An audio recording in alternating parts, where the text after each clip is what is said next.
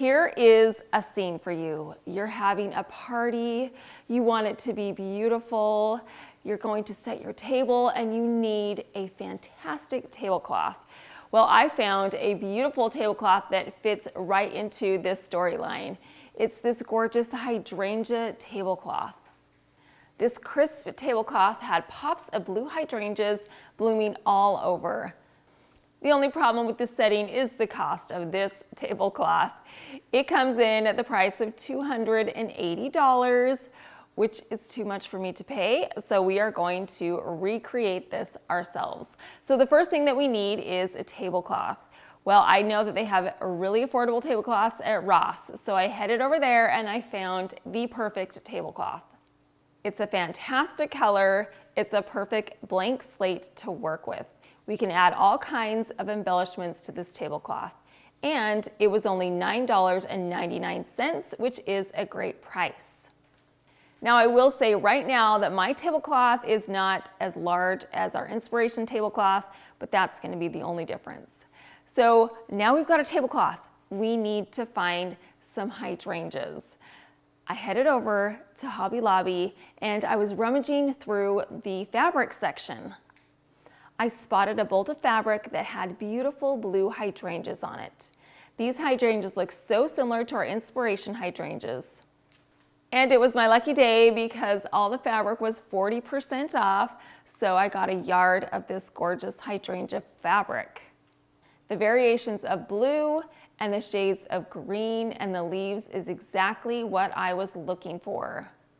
If you're wondering how we're going to add the hydrangeas to our tablecloth, I was wondering the same thing. And then I remembered a couple months back, I did a dupe of a pillow covering that had this gorgeous fawn spotted fabric on it. And I used some Ultra Hold iron-on adhesive, again, that I purchased at Hobby Lobby. So I picked up another package of this. There's a yard per package and the price is only $3.49, which is awesome. We have all the materials we need to create our tablecloth, so let's get going.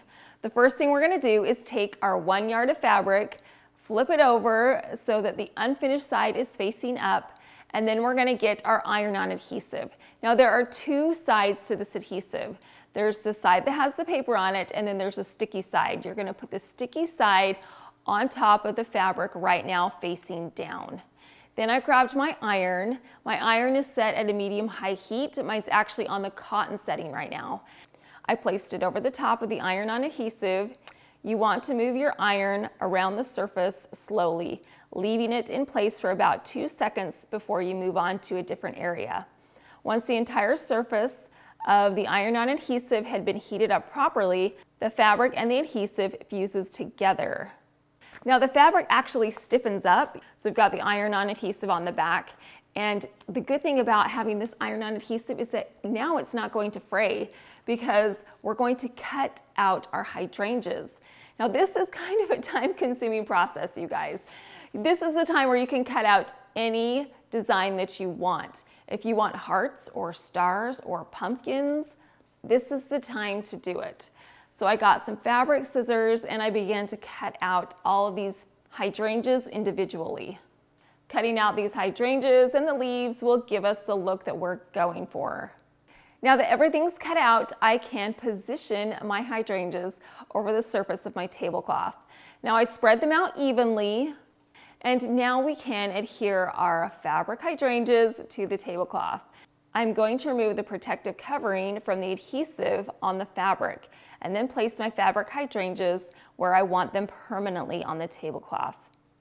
I would definitely recommend putting something underneath your fabric at this point. You don't want to burn your countertop or your table, so do it on top of an ironing board, or you could even put a towel underneath. I took my iron and I put it over the top of my fabric. This time you're going to want to leave it in one area for 8 seconds.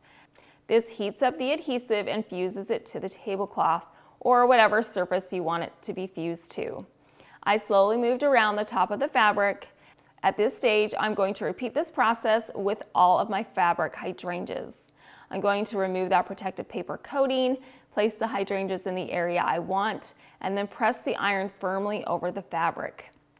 Leave it in one area for 8 seconds and then slowly move it around so the entire surface of the fabric has been heated up properly. I had a whole bunch of hydrangeas to adhere to this tablecloth, but it went by fairly quickly, and now you can see how fantastically this fabric fuses to the tablecloth. And now we are finished with our tablecloth. I'm gonna try and stand back as far as I can so you guys can see this.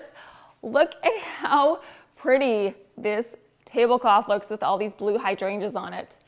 I absolutely love it. And look at how beautifully this fused to my tablecloth. It looks like it's one piece. It looks like it was supposed to always be there. It definitely looks like it was professionally done, which I absolutely love. You always want your pieces to look like they put time and effort and they look like you purchased them from the store, which is exactly what this looks like. Let's take a quick look back at our inspiration tablecloth. If you remember, that tablecloth was $280, which was far too much for us to pay. And after calculating all the costs that went into creating this beautiful hydrangea tablecloth, it only ended up costing me $22.24, which means that we saved over $250 creating our own gorgeous tablecloth. This was definitely worth it. I am so happy we recreated this gorgeous tablecloth and saved so much money in the process. Up next is another home goods clearance section treasure. Now, I dug through these shelves for a very long time, and in the very back, underneath a whole lot of things, was this tray. I love the color, the shape, and the design of this tray. The tiles and the coloring is fantastic. Now, of course, there are a few flaws with this tray. There are several missing tile pieces. Some of them are cracked and chipped, but that's definitely something I can overlook because of the price. Originally, this tray was $49.99, and you can see they'd been marked down several times until I picked it up at $5. You guys, this tray is heavy duty. It is so nice. Even the cashier, when she was checking me out, was surprised that it was only $5. So I know that I got a great deal with this tray. Now, we need to come up with a solution to replace the missing tiles. I had to think long and hard, and I wandered about Hobby Lobby for a very long time until I spotted this bag of rectangular wood pieces. This package had a variety of different sizes, and some of these rectangles fit perfectly in place of the missing tile. The larger wood pieces needed to be trimmed to be the perfect size. So what I did was I got a ruler and my X-Acto knife, and I trimmed these wood rectangles to size. This wood is thin, so the X-Acto knife was able to cut through it very easily. I was able to get the perfect size as replacements for each of my tiles. Now that our tiles are cut, we need to paint them with a faux finish. Now the tiles on the tray have a nice sheen to it, so I needed to have something in my paint that gave it a little bit of a shine. I have this metallic pearlescent paint that will give it the shine that I need. I also am using a white craft paint and a satin driftwood acrylic paint. I added a bit of the 3 of these paints to a styrofoam plate and mixed them together. So I had various shades of tan, cream, and white. Then I painted these wood rectangles in this paint.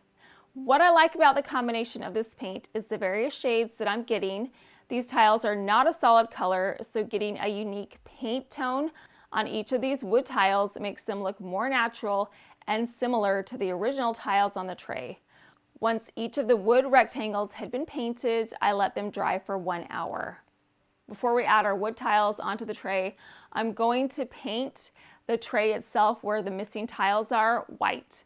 Right now it's kind of brown, and there might be a possibility of this brown peeking in between the wood tiles, so I'm going to paint it white as an extra precaution. Once each of these areas had been painted white in the craft paint, I let it dry for 1 hour. Now I can adhere my tiles to the tray. I'm going to be using some E6000 because I want these tiles to be permanently fixed to the tray. So I added the E6000 to the back of each one of the wood rectangles and placed them in the correct spot on my tray. I made sure that these tiles had a decent amount of the E6000 glue on the back of them. I want them to adhere well to the tray. Once I had each of my wood rectangles glued to my tray, I let it dry overnight. It is really hard to decipher which one of these tiles is original and which one of these is wood. They blend in so nicely. I am delighted with the outcome. We are going to embellish this tray just a little bit further, and we're going to add some feet to the bottom. I love adding feet to the bottom of my pieces because it gives it an extra detail, some color and height. To create our feet, we are going to be using some mini wood dowel caps.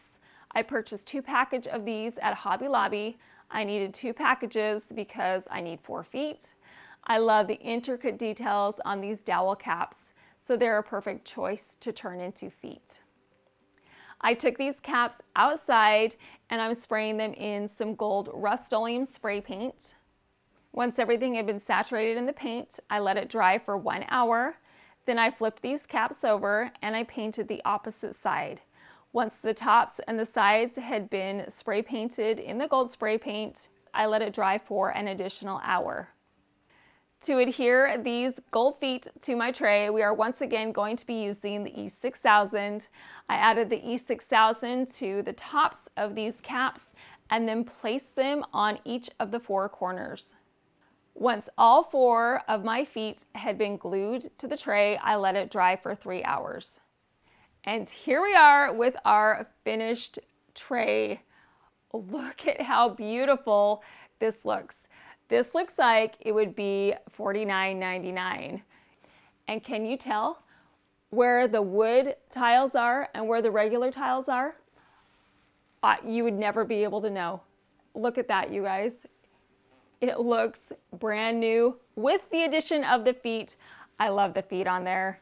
It's such a pretty detail. It's subtle, but it adds so much. And can you believe we paid $5 for this tray? $5, you guys. And by simply repairing those pieces that were missing, it looks extremely high-end. Now, this is definitely a standalone piece, but what we're going to do is add a flower arrangement to the top. The tray gives this display elegance, class, and height. I am delighted with the way this tray looks. The clearance section is a great place to find unique treasures that need a little bit of tweaking to make them impeccable pieces of home decor.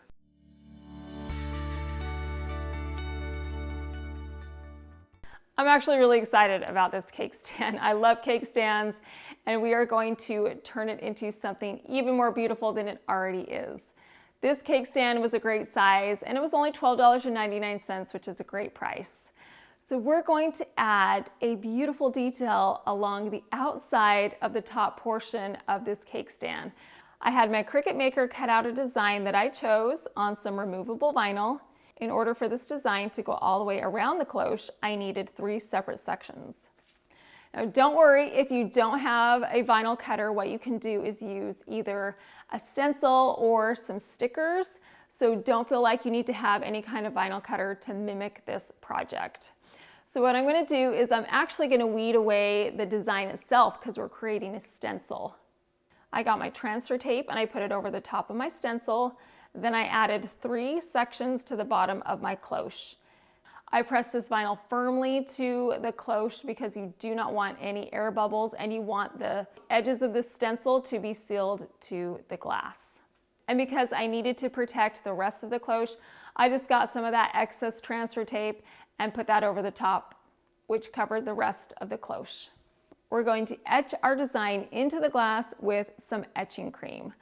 So I got my etching cream and a paintbrush, and I added a liberal amount of this etching cream to the vacant areas on my stencil. You're gonna wanna make sure that you add a lot of etching cream. The reason why is because you wanna make sure that that stencil is etched in really well. We worked hard to create such a beautiful design, So we want to make sure that it's very visible. Once the exposed areas on the stencil had been coated in the etching cream, I let it sit for 10 minutes. And I do wear plastic gloves when I'm working with etching cream to protect my hands. Now here is a tip. I actually save my etching cream when I'm done using it. I just get that paintbrush and I scrape it off and I put it back into the jar. I've had this bottle of etching cream for years because I do this. I just save it and I use it over and over again. Once I had the majority of the etching cream scraped off, I rinsed my cloche off with room temperature water to remove the remaining etching cream. Once the etching cream had been removed, I simply dried it off.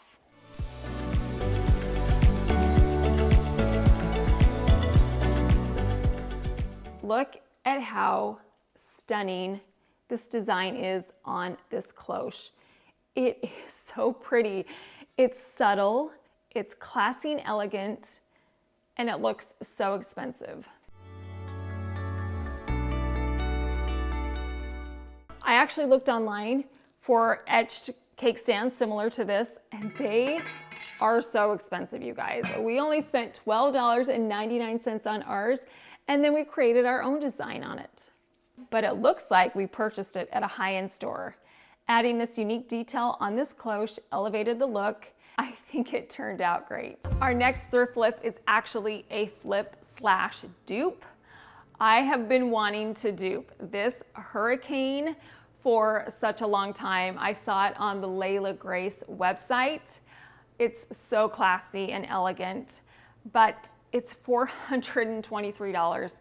And I didn't want to pay that, so it's been on my radar for dupes for a while, and today's the day that we are going to dupe it. Because when I was at my thrift store, I came across this glass vase.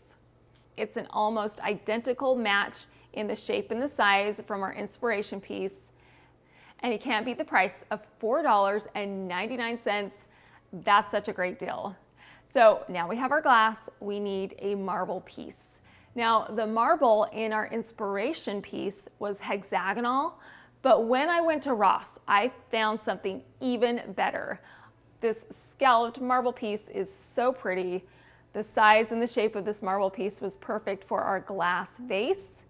It fits in even better with my spring theme, and the price was right at only $6.99. The final piece that we need are some gold feet. In the clearance section at Hobby Lobby, I found some gold knobs that were so pretty. I loved the ribbing on these knobs, and they were only 69 cents a piece. Now we have all of our pieces.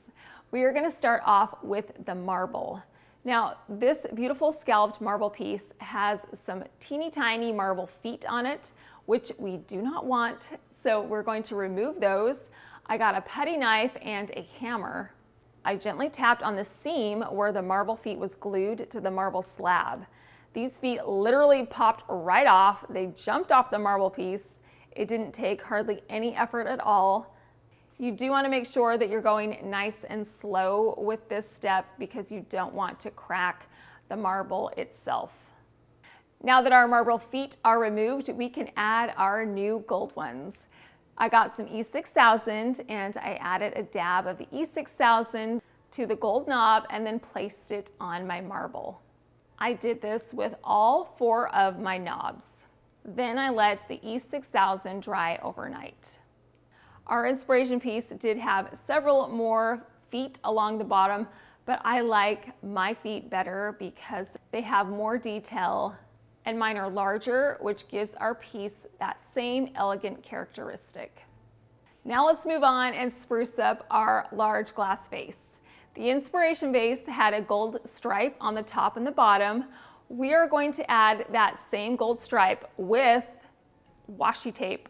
Once again, washi tape is going to be our hero because this package came with several different shades of gold. This champagne gold right here is perfect, and it came in 2 different sizes. It's a thicker size and a thinner size. So what I'm gonna do is take this washi tape. I started with the thicker washi tape. I added it to the bottom of my gold vase. In order for this washi tape to lay flat, you're going to want to pull it tightly. This will also make sure that any air bubbles that are underneath the tape will not get trapped, especially if you smooth it out while you're adding the tape. Once I got back to the starting point, I simply cut the tape. Now I have that thicker gold stripe on the bottom. I'm going to move up to the top of the vase and get the thinner tape. I repeated this process on the top of the rim. Once the washi tape had made its way all the way around the vase, I cut the tape and then made sure the tape was pressed firmly to the glass. I'm amazed at how professional this looks, you guys. It looks fantastic. And if you don't have washi tape like this, you can tape it off and paint it. So there are other options. Now, all I need to do is add my vase on top of my marble riser. This is seriously one of my favorite projects that I've done. It's classy, it's elegant. You would never know that we DIY'd it because it looks so professional. It's an almost identical match to our inspiration piece, which I will remind you was $423. After calculating all the costs that went into creating my hurricane, it was $15.73. So that is such a great deal. And what a fantastic flip. As soon as I entered my thrift store, my eyes were drawn to an exquisite ornate mirror hanging on the wall. It instantly caught my attention and I knew it had potential. This thrifted mirror is originally from IKEA and it came at the low price of $9.99, so I scooped it up. It is too dark for my taste. I don't love the black, and it also has some areas where the paint has chipped. There were also some stickers on this mirror, so there was a bunch of sticker residue which had to be cleaned off, which is no problem. I got a rag and some dish soap and I scrubbed all that residue and all the dust and debris off of the mirror itself. And then I moved on and cleaned off the frame. We are going to be painting the frame of this mirror, and so I needed to protect the mirror itself. I'm going to do that with some copy paper and blue painter's tape. Now this copy paper will slide right underneath the frame of the mirror. There's a little bit of a gap, and so I slid a couple of pieces underneath, and in the areas where the mirror was still exposed, I just covered that up with the blue painter's tape.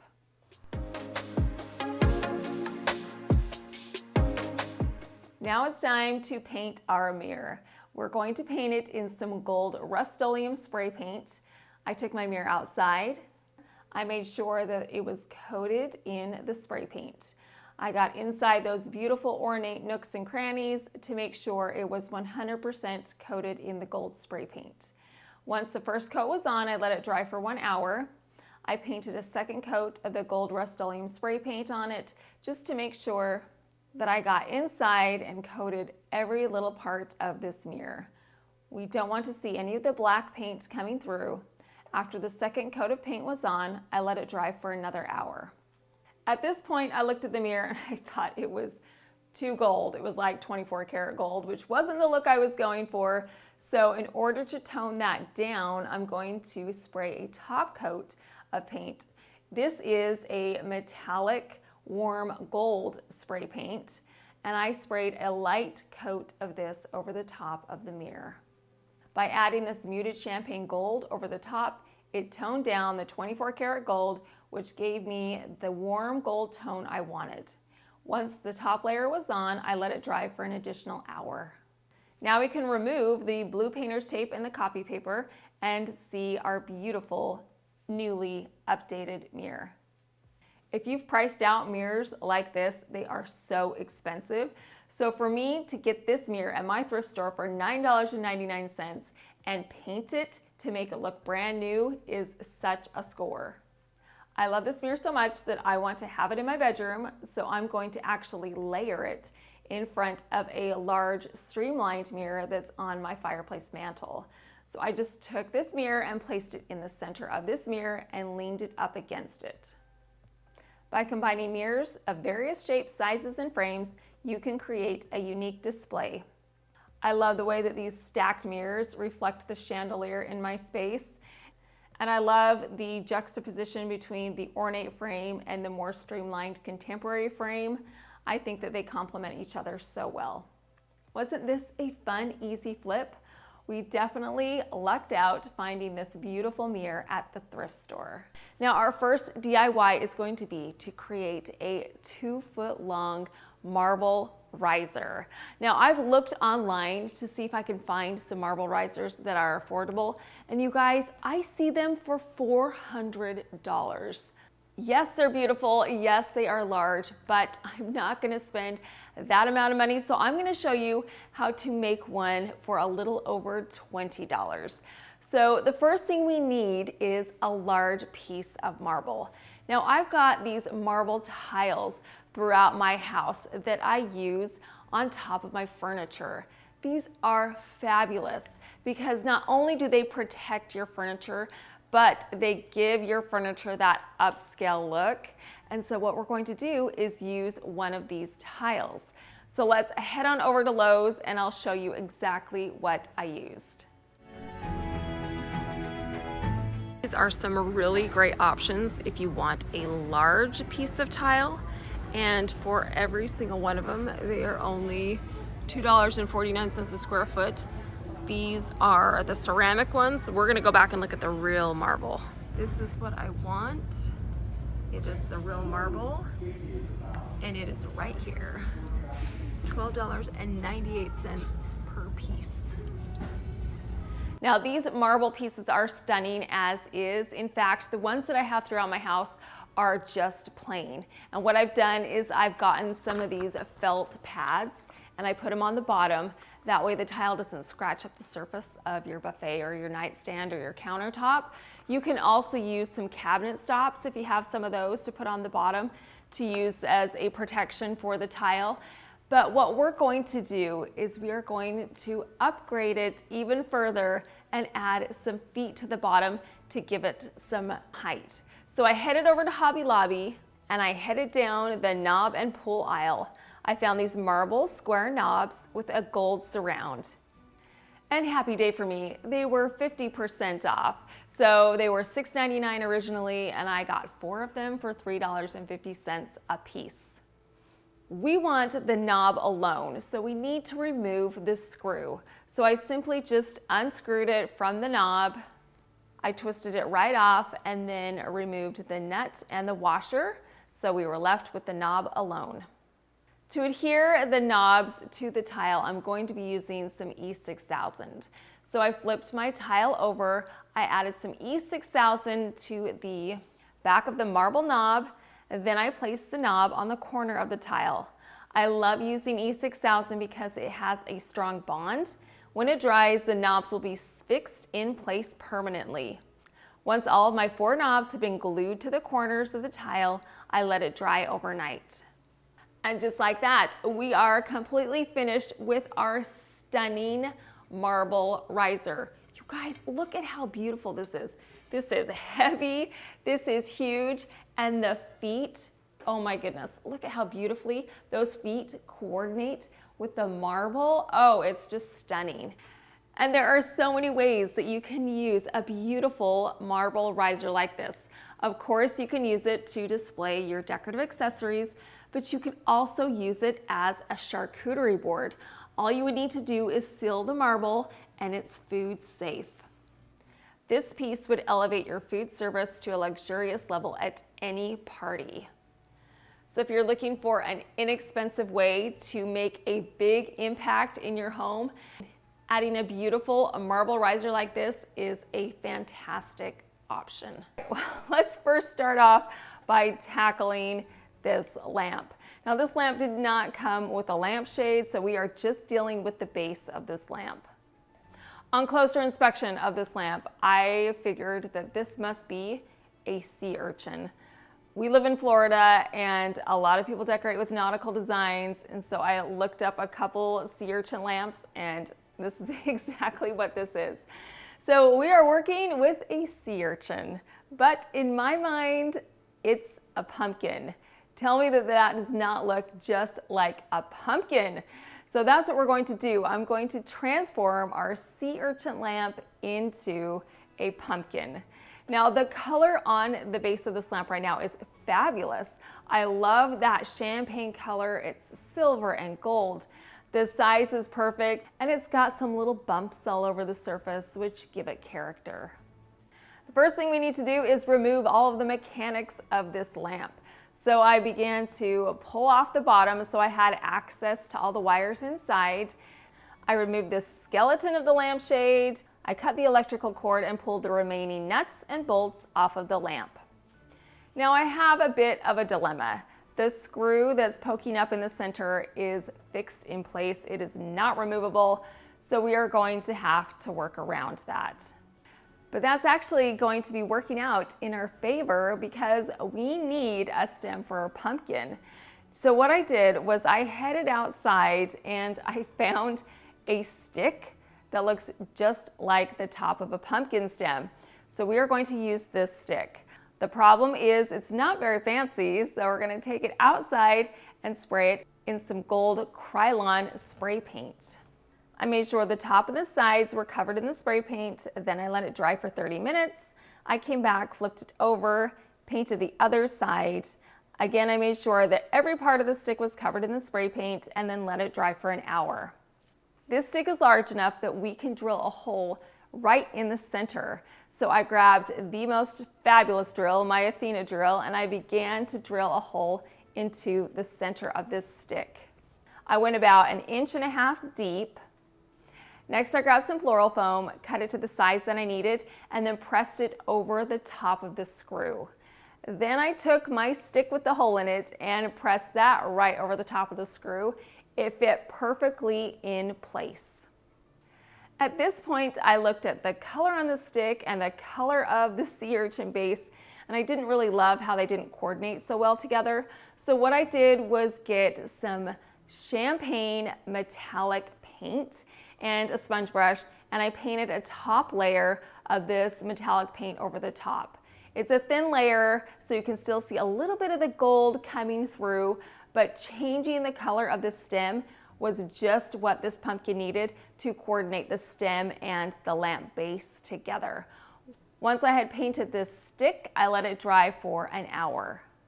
You may be wondering why I put floral foam at the base of our stick. Well, I'm going to show you that in just a minute, but first we need to head to Hobby Lobby to find some pretty embellishments for our pumpkin. I went directly over to the fabric section and I found this stunning lace. This gold lace is simply beautiful. It was only $4.99 a yard, and I did get a yard of this lace. Now you can see that this lace has individual segments of the decorative parts.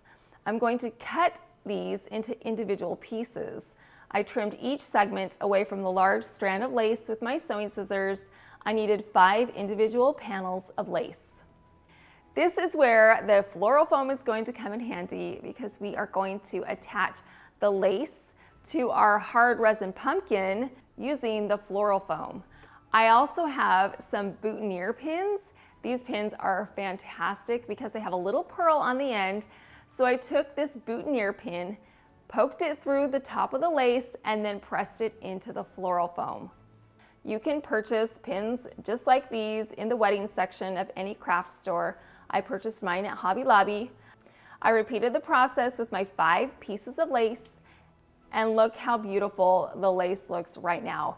It is a gorgeous collar around the top of my pumpkin, and the pearl boutonniere pins add an elegant detail. Now we need some leaves for our pumpkin, and I'm actually going to borrow a couple of leaves from the garland that I put out on the front porch last week. I figured nobody will notice. So I took a couple of leaves off of this garland, and I can simply just poke them right into the floral foam. Now, every pumpkin needs some curly little vines.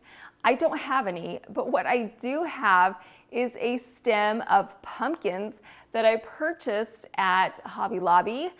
These dark emerald green olive pumpkins are beautiful, and they come on a stick with some vines. So what I'm going to do is simply just peel away these vines from the main stick. The brown color is not going to fit in with our color scheme, so I'm going to take them outside. And again, I'm going to use that Krylon gold spray paint. I made sure that the entire wire vine was covered in this gold spray paint. Once these wires had been painted, I let them dry for 1 hour. Now I can take these vines and poke them directly into that floral foam. I'm using 3 of these curly Q vines, and I place them evenly around the base of the stem. We already have leaves on our pumpkin, but I wanted some fancier leaves. I was at Ross wandering up and down the aisles, and I found some coasters. These leaf coasters are beautiful. They're wood and they are trimmed out in this shiny gold. They came in a package of 4 and it was only $4.99. We are going to attach 2 of these leaves to our pumpkin. We are going to be using my favorite design secret, and that is fishing line. I love fishing line.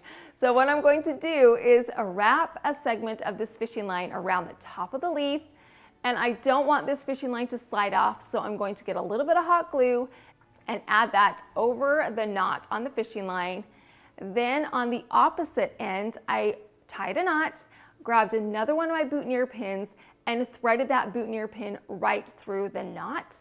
And now I can just simply poke that into the floral foam at the base of the stem. I staggered these leaves so one wood leaf was lower than the other. The finishing touch is to add this beautiful satin gray ribbon around the stem. I'm going with this color today because it coordinates with the leaf and also with the green color scheme that we're going for. So I simply just took this ribbon, wrapped it around the stem of the pumpkin, and tied it into a bow. We are finished with our decorative pumpkin. Look at how stunning this beautiful pumpkin is. This is definitely one of my favorite fall decor pieces that I have ever made. All of the additional detail on this pumpkin takes it over the top. The lace and the wood leaves, the curly Q vines, and the satin ribbon make this look so classy and elegant. I love our giant stem at the top. It goes perfectly with the size and scale of the pumpkin. I think that we took this sea urchin lamp and turned it into a stunning pumpkin. Now those are words that I never thought I would say, but alas, here we are. I think that it turned out beautifully.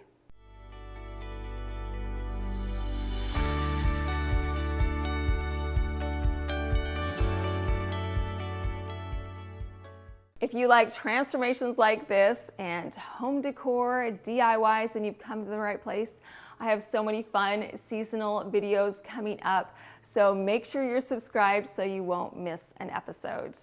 All right, our next thrifted item came in a giant grab bag.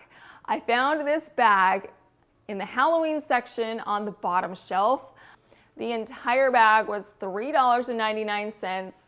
So let's pull out the contents and see what we have. The first item is a foam teal pumpkin. Now, Natalie did inform me that if you put a teal pumpkin out on your front porch on Halloween, that means that you are offering a non-food prize for the kiddos.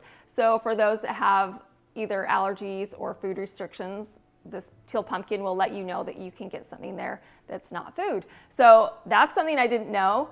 Secondly, we have a skeleton head. It's a Halloween skeleton head on a stand. And then thirdly, we have a dinosaur mask. Oh, isn't that fun?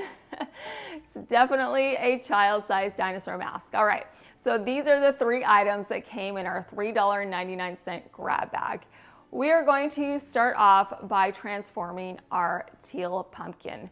Now, if you thought the last pumpkin was beautiful, you wait and see the transformation on this pumpkin. So the first thing I need to do is get some fabric. In the fabric section at Hobby Lobby, I found some fabric that matches our fall color scheme.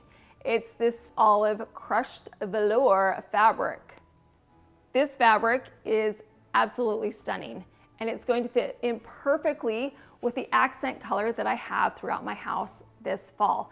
If you don't know already, I'm going with this dark emerald olive green as an accent color. So when I found this fabric, I was so excited because it's going to fit in perfectly. I purchased a yard of this fabric and it was $9.99 a yard.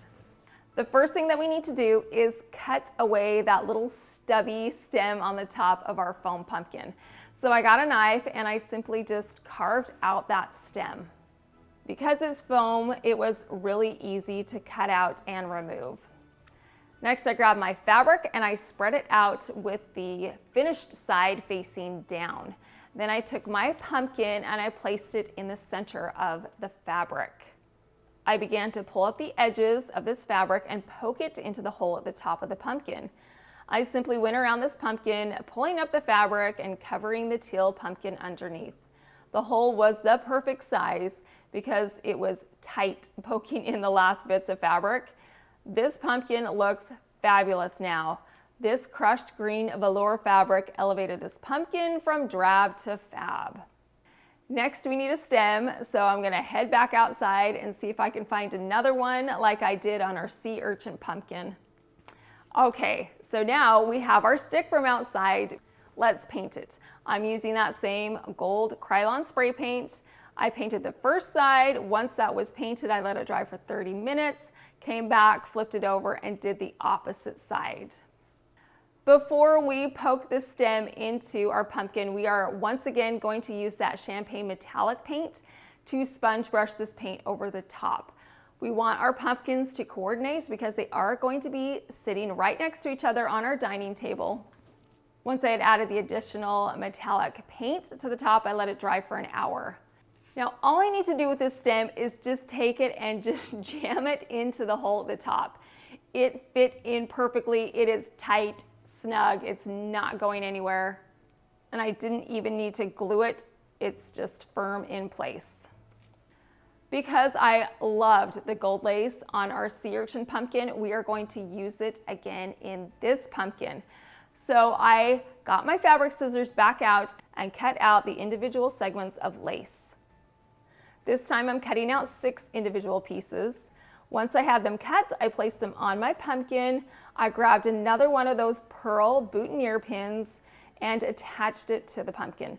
This pumpkin is foam, so the boutonniere pins went directly into the foam and secured the lace pieces to the pumpkin easily. I love the contrast of the gold and the olive green fabric. It is a match made in heaven. I took another one of those sage green leaves and I bent the stem just a little bit and then I poked it into the hole right next to the stick stem.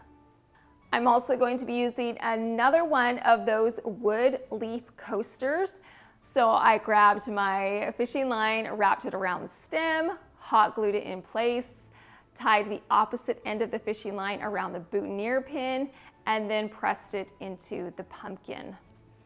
To tie both the pumpkins together, we are once again going to be using this gorgeous gray satin ribbon.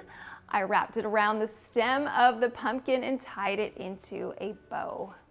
One other thing I forgot to add was one of those little vines. So I took one stem of that vine, I bent it in half, wrapped it around the wood leaf that's hanging down from my pumpkin. We are finished with the pumpkin transformation. Look at how gorgeous this pumpkin is. I don't even know which one I like better. This one or this sea urchin one. You're gonna have to let me know in the comments which one you like better.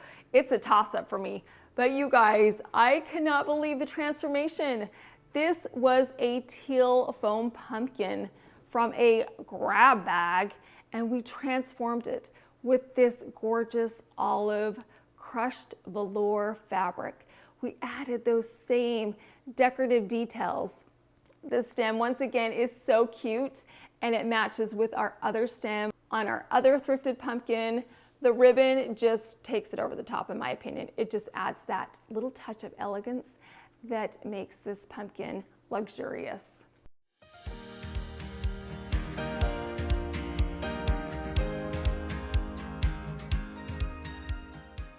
But I think we should first move on to our next flip, which is our Anthropologie mirror lookalike. I love mirrors. I've got them all over my house. Mirrors are a great way to add a light, bright, airy feeling to a room. They reflect light, and of course, they are a neutral piece that will literally go with any design. The majority of the mirrors that I have in my home are from the thrift store. The mirror in here above my mantle is from the thrift store. In the dining room, my bedroom, the living room, and the bathroom, each one of these mirrors is from the thrift store, and I was able to get them for a very affordable price. I had to roll up my sleeves and pull out my best sleuthing skills to find this next mirror. There was a teeny tiny little hallway back by the bathroom, and there was a whole bunch of mirrors and artwork stacked up against the wall, and this is where I found this mirror. Because of the shape and the size and the additional decorative relief on the top, it immediately reminded me of one of those really expensive Anthropologie mirrors. However, our mirror is not even near the same cost as those Anthropologie mirrors. I picked up this mirror for $9.99. This mirror is such high quality. It is really heavy, and it looks like it was originally attached to either a vanity or a dresser because it has holes on either side of the frame. There are a few things that we need to change about the mirror. The first is that it has like a black inner lining on the inside of the frame. I don't like that because I think it makes the mirror frame itself look much smaller. So we're going to change that. And then also this mirror is scuffed up, it's scratched, and it is dirty. You guys, it's so dirty. Like, yikes, dirty. I guess that's what happens when you put items back by the bathroom. So it's got a whole bunch of questionable splatters all over it. So the first thing we need to do is get out our glass cleaner and clean off this mirror. I scrubbed it down really, really well. Look at how dirty this is. Just gross. And so I knew that the frame was going to be dirty as well. So I gave that frame a good washing so that everything is nice and clean. As you can probably guess, we are going to paint the frame on this mirror. Because of all the scratches and the dents and the discoloration, we are going to give it a fresh coat of paint. Now, I like to protect the actual mirrors itself with straight up simple copy paper. I just go and pull this out of my copy machine and I put it over the top of my mirror. The reason being is because it is thin enough that I can just slip it right in between the frame and the mirror. There's a little teeny gap and that paper just slides right in there. I tucked several of these copy paper pieces into the space along the edges of the frame so it covered up the entire mirror. Then I took my mirror outside, I elevated it slightly, I put it on top of some plastic containers. That way, as I'm spraying the paint, we will get good paint coverage along the entirety of the frame. Once the frame had been coated in the spray paint, I let it dry for 1 hour. Now I can bring it back inside and remove that copy paper. You can see how beautiful this frame is on this mirror. It looks brand new. And this looks so similar to those pricey Anthropologie mirrors. The ones that are similar in size are over $500. I'm not going to spend $500. Ours does not have quite as much detail, but it's got that same shape and proportion. And remember, mine only cost $9.99. Yes, I had to explore around the bathroom area to find this mirror, but it was worth the hunt.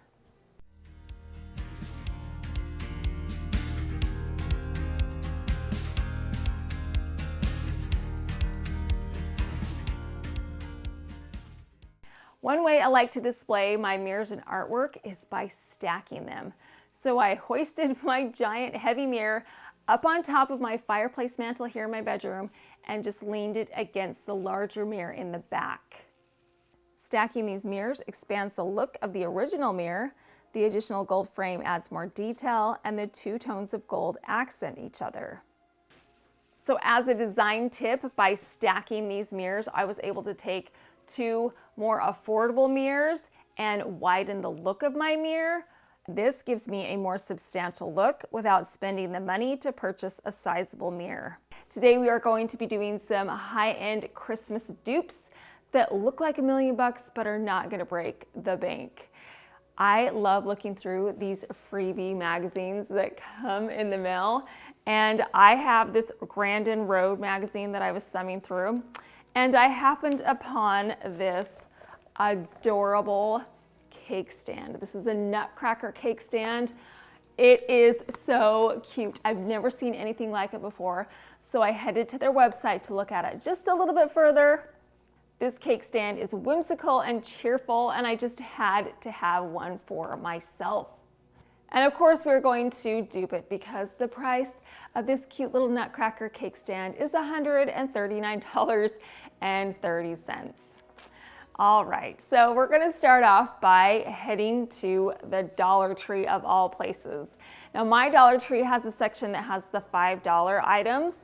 I found this cute little Nutcracker there.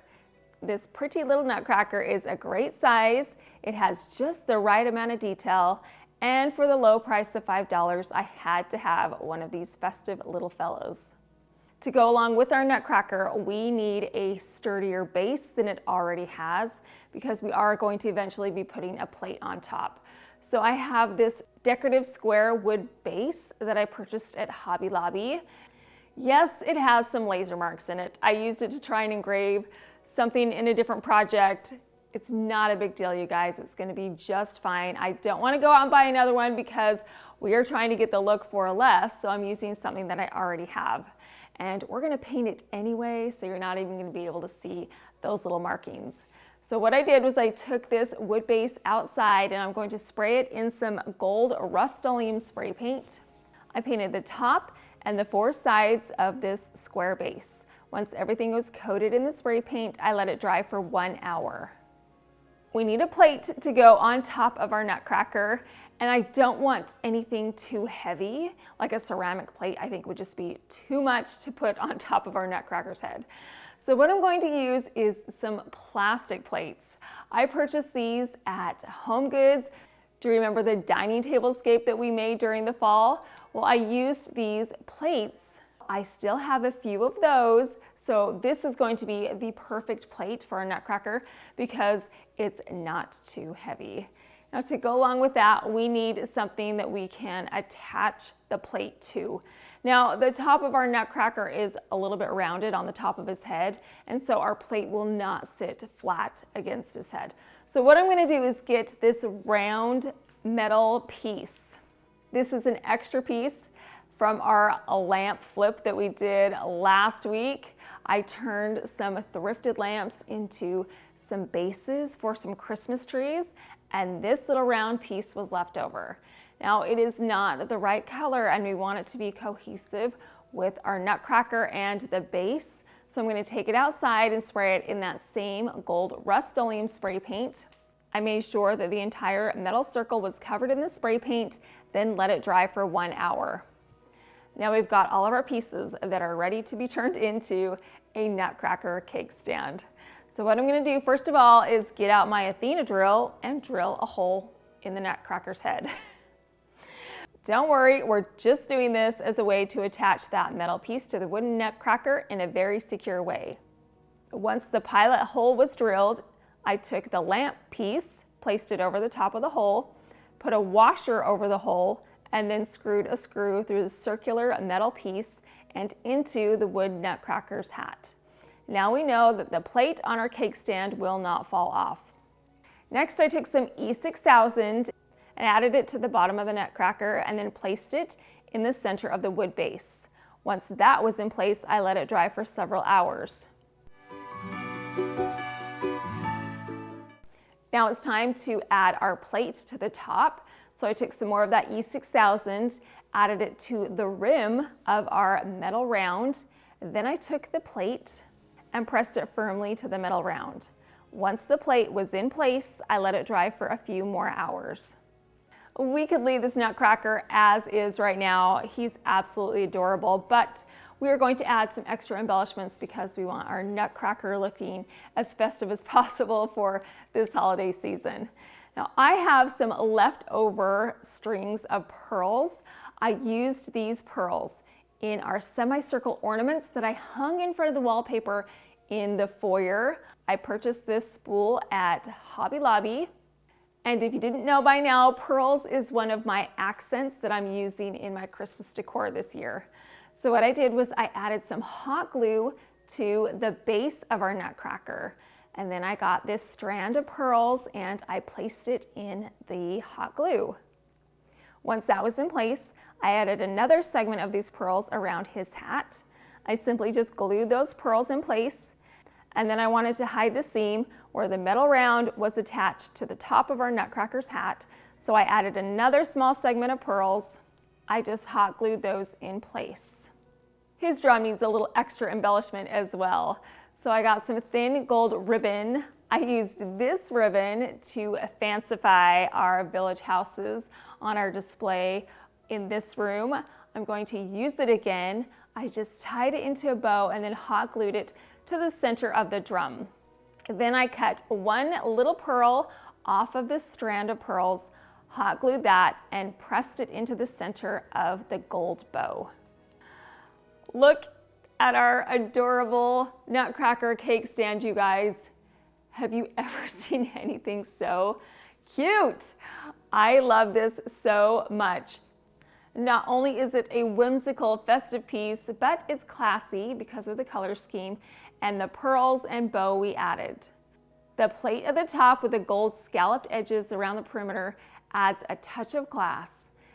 And you saw how easy this project was to do. It hardly took me any time, but look at how cute it is. We took a Dollar Tree nutcracker, added a few embellishments to it, and now we have a festive show-stopping cake stand. And not only do we have a festive show-stopping cake stand, but we have it for a fabulous price. After adding up all of the costs that went into creating this cute little nutcracker, the grand total was $10.25. And look at how similar my nutcracker looks to our inspiration piece. The inspiration piece was $139.30.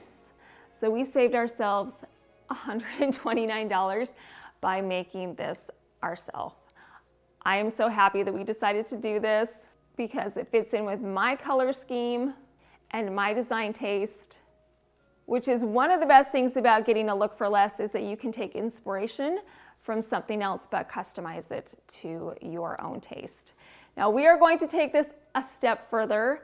In our inspiration piece photo, they had a cake at the top, so I think we should add one to the top of ours.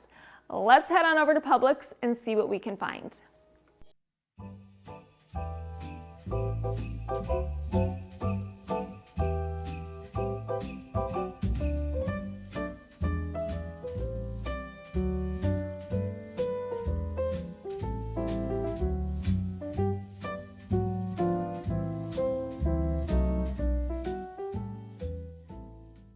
I decided to go with the yummy plain cheesecake. That way we can embellish it and add some festive touches to it. What we're gonna do is sugar some cranberries. You can sugar any kind of berry you want, but I thought cranberries would be perfect for this season. So I've got some cranberries and I want them to be damp, not wet. If they're wet, the sugar will dissolve on the cranberries, but if they're damp, it will stick to it. So what I did was I washed them off and I put them on top of a paper towel so that it would soak up all that water. I also have some fresh mint leaves because the red and the green is gonna look so pretty. And then I have a ramekin filled with sugar, just everyday granulated sugar. So what I'm gonna do is just take my cranberries, my damp cranberries, just pop them into the ramekin filled with sugar, and then I'm just gonna give them a good shake. And you can see how that sugar just starts to cling to those cranberries. We'll roll them around. We want them to be well coated in the sugar. Now that they are, look at how pretty these are. These look like they've been outside in the snow. They are so festive. Okay, so I've already transferred my cheesecake to my Nutcracker cake stand.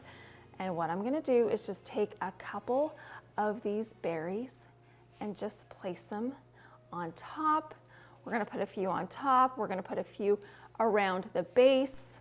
I added these cute little cranberries to similar places as our inspiration cake, a few on the top, and a couple around the perimeter on the bottom.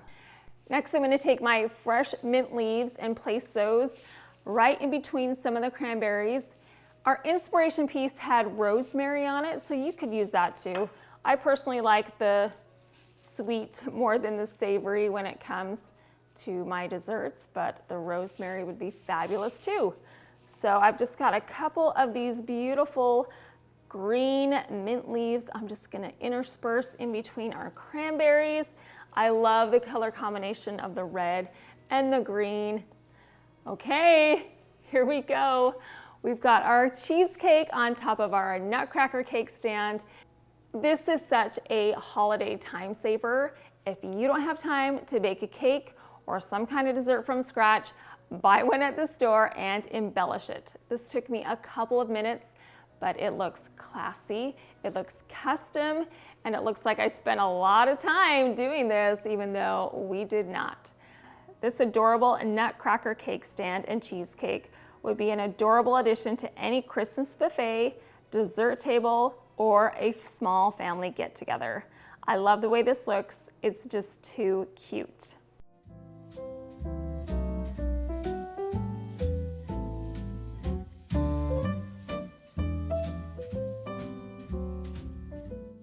We're gonna leave our Nutcracker out because he's too cute to hide. So he's gonna sit here and be my friend for the rest of the video. All right, well, I just kept looking through this Grandin Road magazine, and on the very first page, I found my next dupe. There are these adorable pillows with these exaggerated bows. The color is so festive and bright, and it's one of those pieces that I haven't seen before, which makes me want to make it for myself because I love unique and one-of-a-kind pieces. And another reason why I want to make it is because of the price. It is on sale right now, but it is still $55.65. And I know that we can replicate it for so much less. Now, you guys know that I love those Hobby Lobby pillow coverings. I use them all the time. So I got another one of these. It's an 18 by 18 inch pillow covering, and it's only $3.99, which is such a bargain. Now we are going to take a few creative liberties because the red and green is not going to fit in with my specific color scheme. So we are going to go with the white pillow covering, and the ribbon that I'm going to use is this Merry Christmas ribbon. I have it all over my house. I purchased it at Ross and it was only $6.99 for 10 yards. That is a deal. And this ribbon is wired and it's also canvas, so it's going to adhere really well to the pillow covering. I'm also going to be using some heat and bond. I have used this in so many of my projects in the past. I've used it on pillow coverings. I've used it on a tablecloth. I have a leftover heat and bond, and we don't need that much, so I'm going to cut out a strip the same width as our ribbon.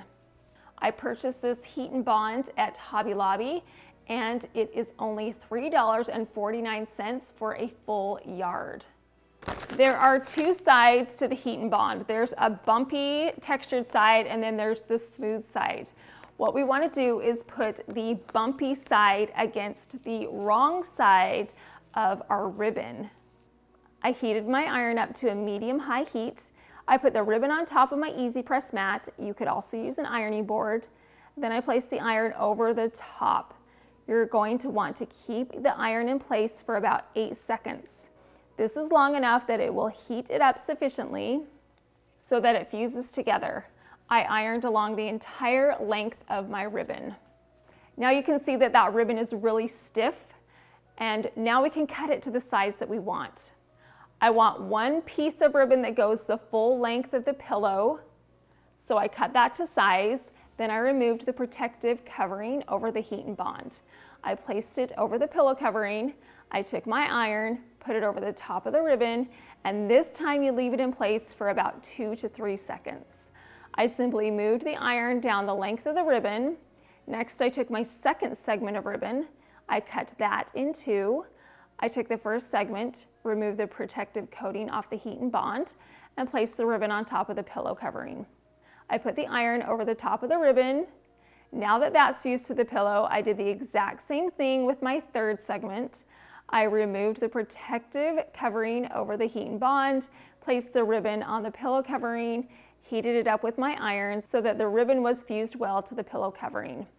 Now you can see how well that this ribbon is fused to the pillow. In my opinion, it's better than sewing because you don't have any of the stitch marks that you can see. The ribbon looks pristine. Now we're going to make our exaggerated bow that goes in the center. So I cut 2 long strips of this ribbon and 1 shorter strip. To create the bow, I took one end and folded it to the center, and then I took the opposite end and folded that to the center. I overlapped the ribbon just a little bit so that I could take my needle and thread and sew the ribbon together. Then I bunched it up. I took my needle and pressed it through the center and continued to do that so that the gather would stay in place.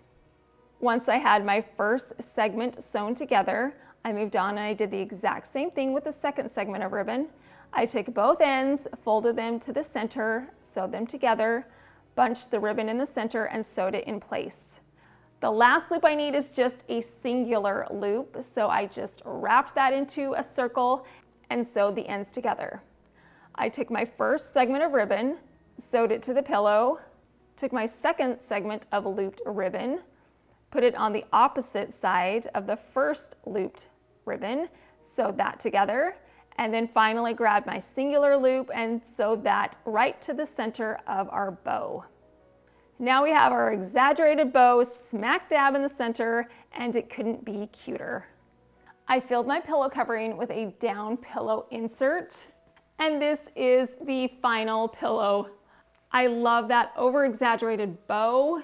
It is so festive, and it's just the cutest thing, you guys. Every time I look at it, I have to smile. How can you not smile when you see that? And one of the best parts about making a pillow like this is that it can be completely customized to your own design style and taste. You could definitely go with those bright, festive pops of color. You could use a pattern ribbon. You could get a pattern or textured pillow covering. There's so many directions you could go when making a festive pillow like this.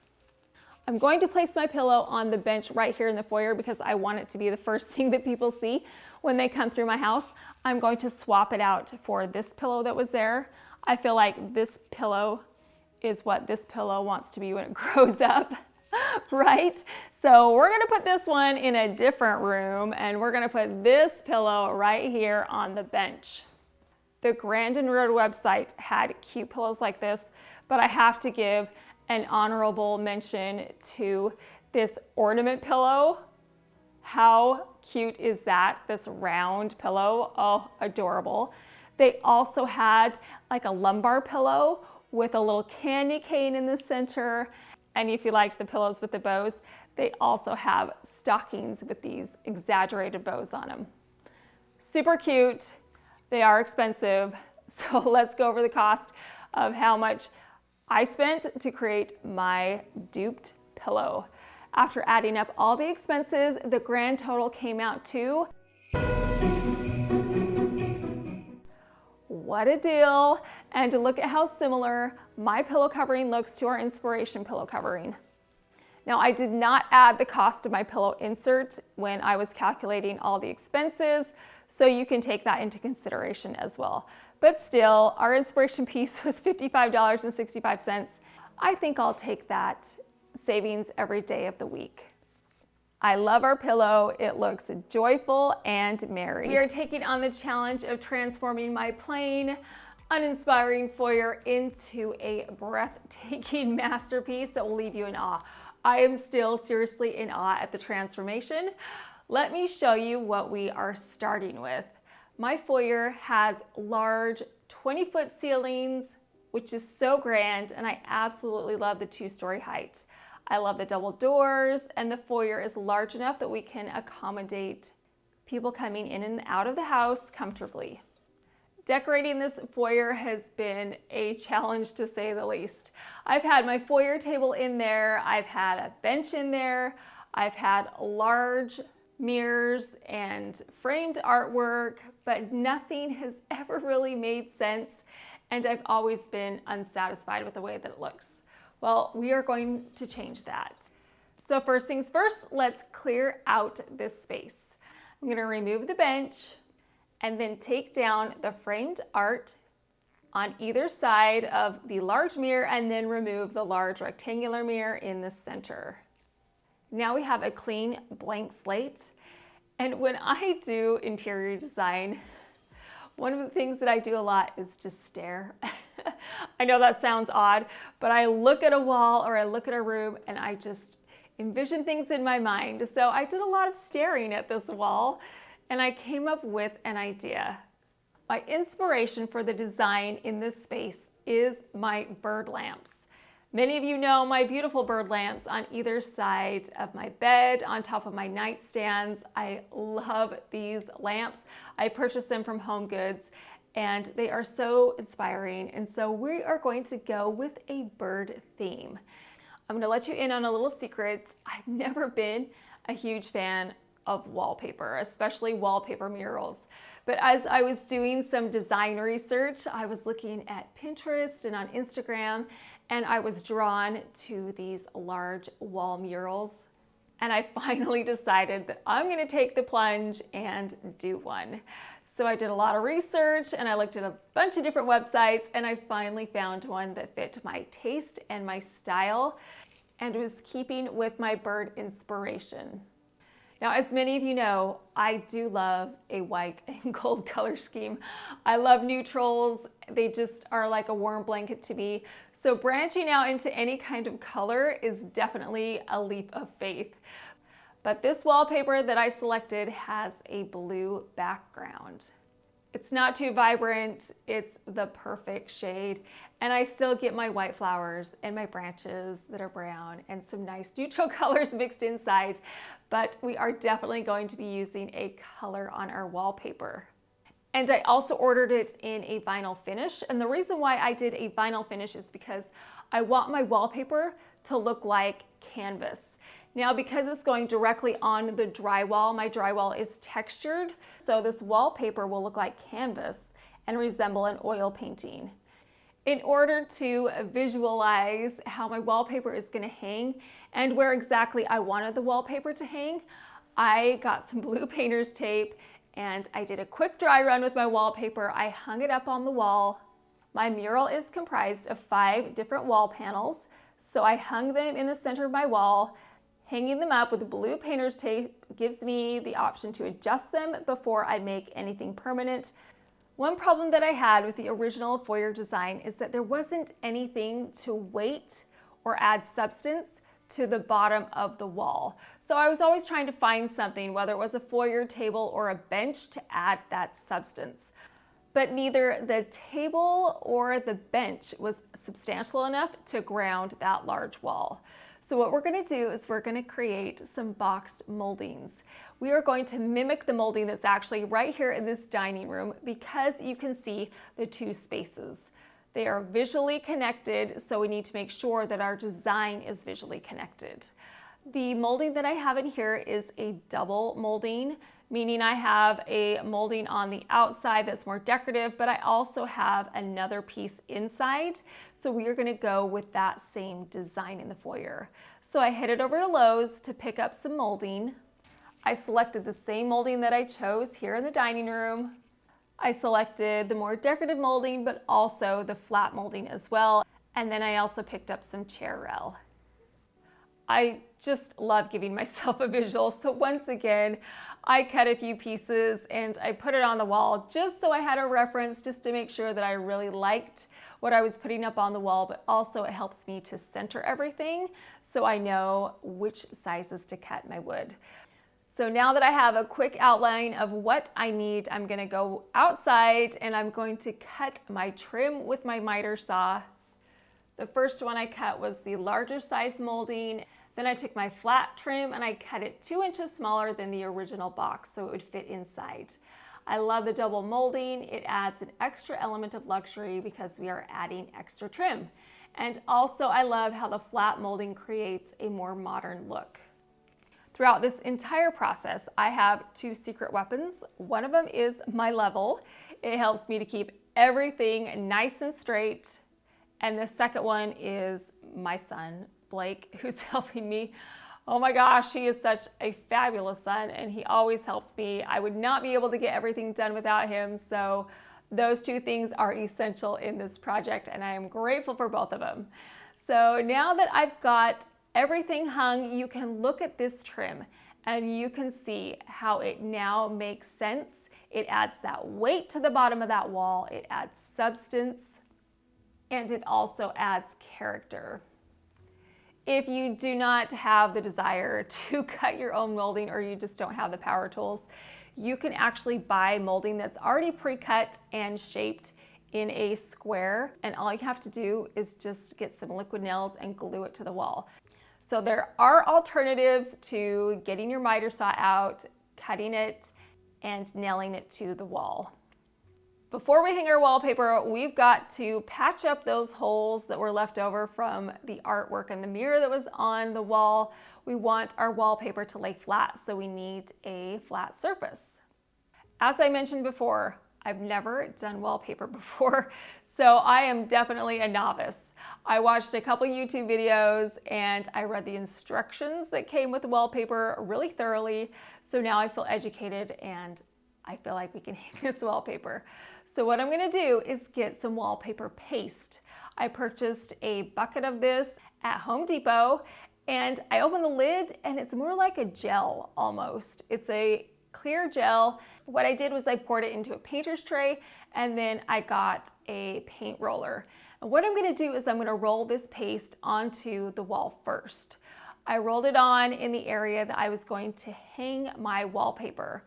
You do not need to paint on a super thick coat of this, but what it does is it gives your wallpaper an extra layer of adhesive so that it adheres well to the wall. Once the paste was on the wall, I could now pull out my individual wall panels and add this paste to the back of that. I rolled it on and I made sure that it was thoroughly coated in the paste. You don't want to miss any spots because when you go to hang it up on your wall, you want to make sure that the glue is everywhere so that it sticks well. I'm starting with my middle panel first. So what I did was I measured it really good to make sure it was in the center of the wall. And again, I am going to be using my level to help me to make sure that it goes down straight, because if it was at an angle, especially at the beginning, we would have a problem throughout the rest of the wallpaper hanging process. So I want to make sure that that first panel that I put on is straight. Now that I know that my wallpaper is square, I got a scraper and I pressed the wallpaper firmly to the wall.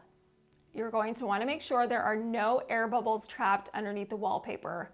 Squeeze those air bubbles out, because if there is air in there, the wallpaper will bubble up. It won't be smooth, especially on the edges, and it may peel away from the wall itself.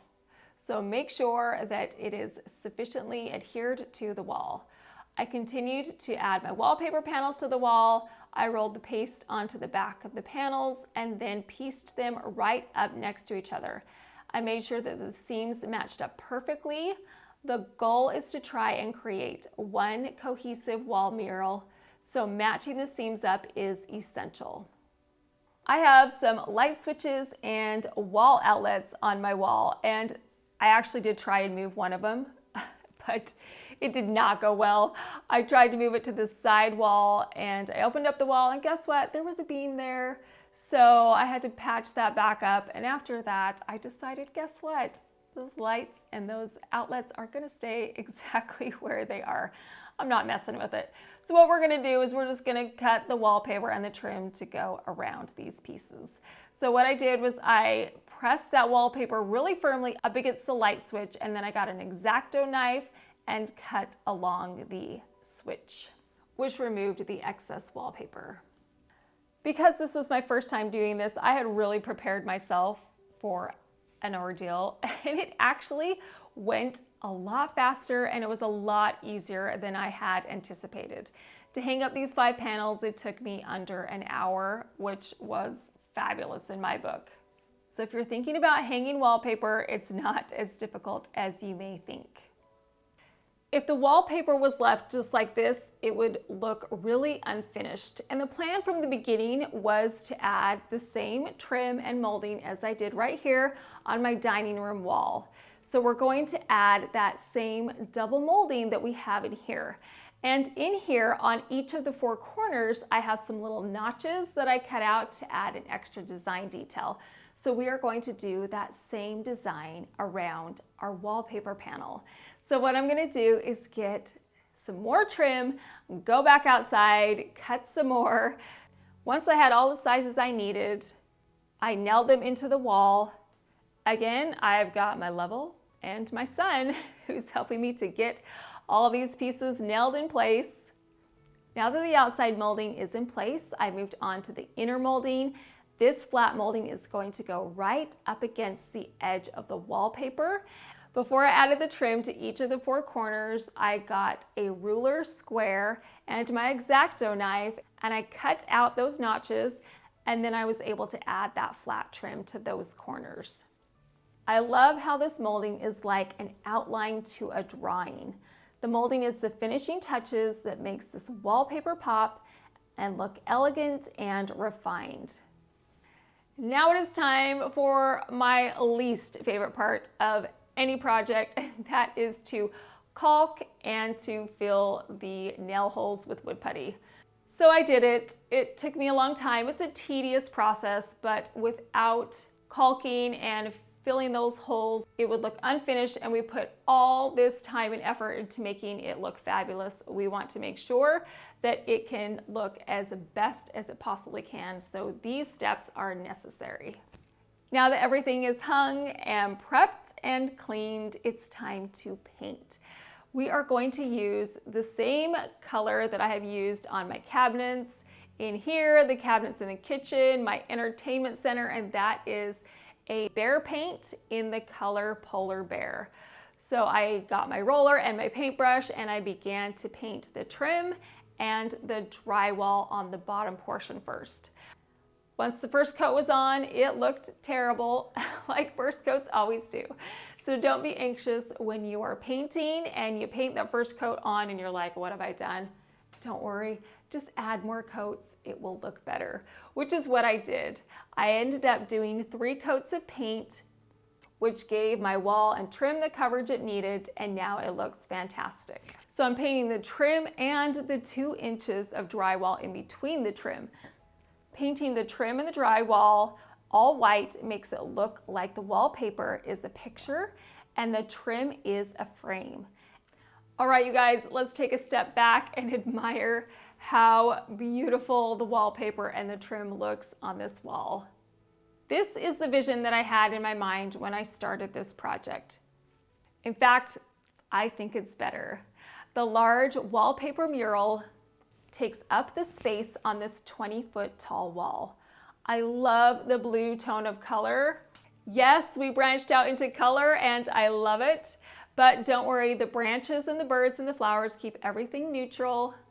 The birds are fabulous and they coordinate with my lamp.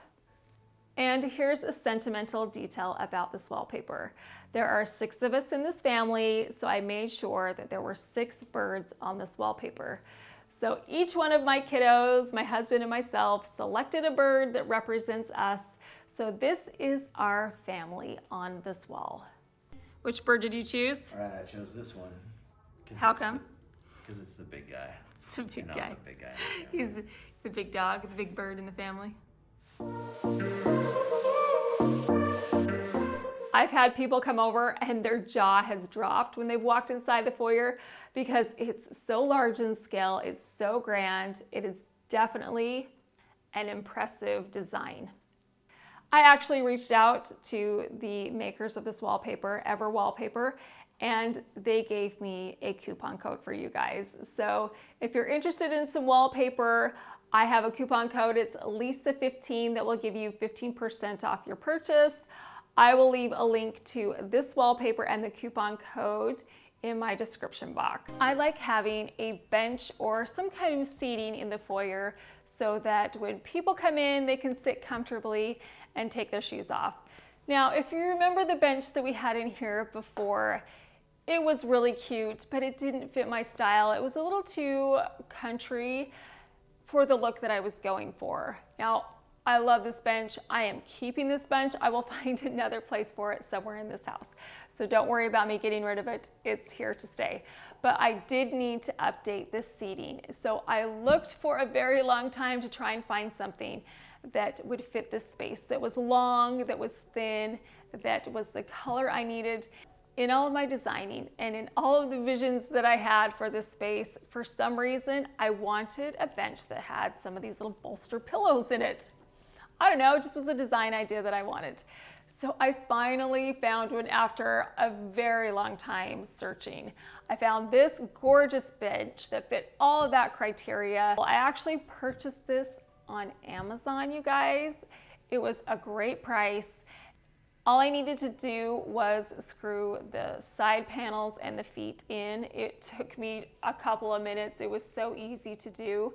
And I actually love that gold accent. It's just the little shine that we need to add to this space. The feet are sleek and modern. The bench itself is sleek and modern. I love these bolsters. They are fabulous. By mixing this more streamlined and contemporary bench with the traditional trim and the wallpaper, it gives us a style of our own, but it makes it feel fresh and modern. This bench definitely updated this space. It's exactly what I had hoped for. Another thing that I love about this bench is that it doesn't have a back, so it doesn't cover up all of the beautiful trim that we worked so hard on. You can see that. However, if you did want to, on a bench like this, you could add some decorative accent pillows. That would be beautiful to put all along the back. You could switch them out for the different seasons to theme them that way. A bench like this is extremely versatile, and I'm so happy I found it. The final addition that we are going to add to this foyer is this small marble side table. This is the perfect size for this space. It's got the marble top, which is classic and elegant. It has that gold post, which ties in with the gold that we have on our bench. And then again, it's got a substantial bit of marble at the bottom. And on top, I'm going to add an orchid arrangement. This is the perfect floral arrangement for this space. Number one, because it needs that height. Because our bench is low and the wallpaper goes all the way up, it adds that extra bit of height that we need. But also, these flowers are neutral, so they blend in because we don't want to take anything away from the wallpaper that's behind us. That is the focal point. Everything else should support that design. Plus, flowers in any space bring in a bit of freshness. Now, one thing that I did not change about this foyer is the light fixture. It's gonna be changed eventually. I'm still looking for the right one. So right now, we're just gonna leave it as is, but know that that will be changed in the future. But besides that, you guys, I am in love with this foyer makeover. So let's look back at where we started before we had a huge wall that I really didn't know how to design. It had some photos and a bench that didn't coordinate. This foyer was fine, but it was not fabulous. But after the addition of our wallpaper, our molding, our bench, and our flower arrangement, it is fabulous. Look at how great it is now. I'm so happy I took the leap and dove in headfirst into the world of wallpaper. It was easier than I thought. I love how we have a pop of color in the foyer. The size and detail on the trim is gorgeous and luxurious, and the seating area is the perfect size and scale. The bench is comfy and convenient. The side table has the gold and white, which coordinate with our bench, and it's a great vehicle to display accessories. I hope you can see that with a little imagination and some elbow grease, you too can turn a space into a jaw-dropping masterpiece. Well, I found some amazing clearance items that we are going to elevate into some couture home decor. I went to Hobby Lobby the other day and I hit the clearance jackpot. There were so many amazing items that were on sale. So let me show you what I found. We're having crazy good clearance going on right now at Hobby Lobby. Look at these beautiful corbels. They are only $4.49 a piece. Still, look at these beautiful vases. They are only $7.99 a piece. Wow. Look at all these candlesticks. They're all between $6 and $7 a piece. Look at all of them. They are all on clearance.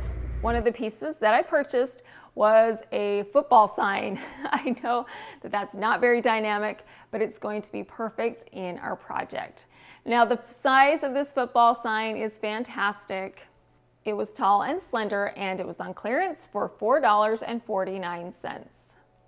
Now, my Hobby Lobby and my Home Goods are in the same shopping center. So once I was done with my shopping at Hobby Lobby, I headed over to Home Goods to see if I could try my luck there. Check out this thin silver candlestick holder that I found. It's so pretty, it's heavy duty. Picking it up, you could use it as like some weights. That's how heavy it is. So it's really sturdy, it's really high quality.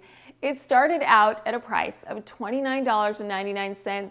By the time I found it, it had been marked down several times and it was only $7, you guys. What a bargain for this beautiful piece. Now we've got our football sign and our candlestick, so we have enough that we can start on our project. Now, as much as we love football in our house, in fact, you can always find us in front of the TV in the fall time watching college football. We love that as a family. But we are going to change the sign. We are going to paint over it. So I took my thin sign outside and I'm going to spray paint it in some white gloss Rust-Oleum spray paint. I sprayed the underside and the sides of the sign first. Once everything was well coated in the white spray paint, I let it dry for 1 hour. Then I came back, I flipped the sign over, and I sprayed the top. Let's say goodbye to football for now and hello to a white saturated board. I promise it'll all make sense in a little bit. Once everything was coated in the paint, I let the sign dry overnight. This sign is the foundation for our project. We are going to be adding pieces on top of it, so this is going to act as a base. Now, I don't want to do anything permanent, so one trick that I've done over the years is to get some blue painter's tape and put it over whatever piece that you're working with, and then you can add hot glue to the top. What I'm going to do is run a line of this blue painter's tape down the center of our sign. Then I'm going to get 4 floral foam rectangles. I'm going to be hot gluing these to our sign. So I'm going to add a little bit of hot glue to the blue painter's tape and then take my floral foam and press it to the hot glue. I simply continue to add the hot glue to the blue painter's tape, then press the floral foam rectangles into the hot glue. I did this with all 4 of my floral foam pieces. Now, I like to cover up the floral foam in my floral arrangements, so that's what we're going to do. I'm going to get some moss and place it on the floral foam. I just grabbed big clumps, big handfuls, and spread it out over the floral foam. I'm using floral pins, which is going to hold the moss in place. I made sure the moss was on the front, the sides, and the back of the floral foam, and a little bit on top. Next, I grabbed my silver candlestick and placed it over the top of the floral foam. Now, this candlestick is heavy enough that I wasn't too concerned about it toppling over, but just as an extra measure of precaution, I'm going to add some floral pins to the top of the candlestick and then press them into the floral foam. Now I know that my candlestick is securely attached. Now that everything is in place, it's time to add the pretty part, which is the flowers. I have a whole bunch of white flowers. I've got some magnolia flowers, some roses, and some peonies. And all I'm going to do is just poke them into the floral foam. I added an abundance of flowers to the foam. If the stems were too long on some, I bent the stem and then poked it into the floral foam. I added these beautiful flowers to the front, the sides, and the back of the centerpiece. I'm using white flowers, but you can use whatever color or type of flower you would like that fits in with your specific party or design style. Isn't this a beautiful and elegant centerpiece? If you had a long buffet or a long coffee table, you could add an arrangement like this or a centerpiece like that to those places. Or like me, you can put it in the center of your dining table. This arrangement is perfect for a long rectangular dining table because it is slender, but it's long. And I added these candles. There are so many candles. We've got 9 of them, which is fantastic because there's nothing better than dining with candles flickering in the background. It just adds a cozy ambiance and it elevates your dining experience. And because we use the blue painter's tape, this is not permanent, so I can take the tape and the hot glue off and I can use this candlestick on a different design in a different room, and I can use that sign again too. You would never guess that we used clearance items to create this stunning centerpiece. I definitely think that we took these clearance items and elevated them into couture home decor. Today we are completely transforming my builder grade entertainment center. I have never liked it, and I've been working tirelessly on this for weeks, and I cannot wait to show you the final results. I'm also going to be showing you how to style this entertainment center. I've got great styling ideas, plus we're going to be doing some high-end DIYs. So let's get started. This is what I am working with. This entertainment center is really large. I love this scale and I appreciate the crown molding on the top. It's thick and grand, and I love the decorative molding on the sides. I think it is a beautiful feature. So what needs to be changed about this entertainment center? Well, it is builder grade, which means it's got those drywall shelves, those big, thick drywall shelves made of 2x4s. They are textured, they are not adjustable, and the placement of these shelves has always stumped me. I don't know what to put at the top and I don't know what to put at the bottom, so I've just put mirrors in there, which has been fine, but I haven't ever really loved the way that it looks. And the placement of the center shelf has impeded the height of my TV. So what I've had to do is get a coffee table because it's so low and put my TV on that. So it's not really ergonomical. I feel like we're looking down at the TV all the time, and the coffee table that it's on is dark, and I don't really love the style of it. So we are going to make some serious changes with regards to the center section. And then finally, the color of this entertainment center is the exact same color as the walls. So it just blends together. Now, I actually have had a few of you ask me if this is removable and if there's windows behind it. There are not. The windows are actually above the entertainment center, which I really appreciate. I love the fact that I've got extra light coming in through. So while this entertainment center is nice, I have plans that are going to make it look 10 times better. It's gonna look custom, almost unrecognizable. You guys are just gonna be thrilled at the results. So first things first, let's get out those hammers and crowbars and start the demo. Now, of course, my husband and my twin boys were happy to jump in on this stage. They loved tearing everything apart. That's fine with me. I loved the help. We peeled off that drywall. We cut those 2x4s. We pulled everything down. I even broke out my Sawzall on the 2x4s because they were protruding and I needed everything to be flush to the sides. So that cut that wood so everything was nice and smooth on the sides. And I will note that we did use a lot of protection because we have a lot of power tools and drills and saws and all kinds of things we're going to be using. So it was important that we all had gloves and eye protection and even earplugs. So make sure that if you're doing some demo to take safety precautions. Now that everything is demoed, it's ready to be customized. So I headed over to Lowe's and I purchased some large sheets of wood paneling because we're gonna panel the inside of our entertainment center. So I measured out the sizes that I needed to cut these panels to fit inside. Now, here's one tricky thing about working with drywall. It is not square. So I had to cut each one of these pieces individually because each of the measurements were 1/4 to 1/2 inch off. Nothing could be duplicated. Everything had to be done one at a time. Once all 9 panels were cut correctly, I placed them inside of the niches and then nailed them with my nail gun into place. To create an upscale tailored look, we're going to add some trim to the back and create some box moldings. Now, the molding that I got is similar to the molding that's already on my entertainment center. It's close enough that you will never be able to tell the difference between them. I purchased this molding at Lowe's, and what I'm going to do is take everything outside and get out my miter saw and start to cut. I had a whole lot of pieces to cut. I was out there for quite a while, but that's all right. We got it done. It's definitely worth it because I know this upscale trim will make my entertainment center look stunning.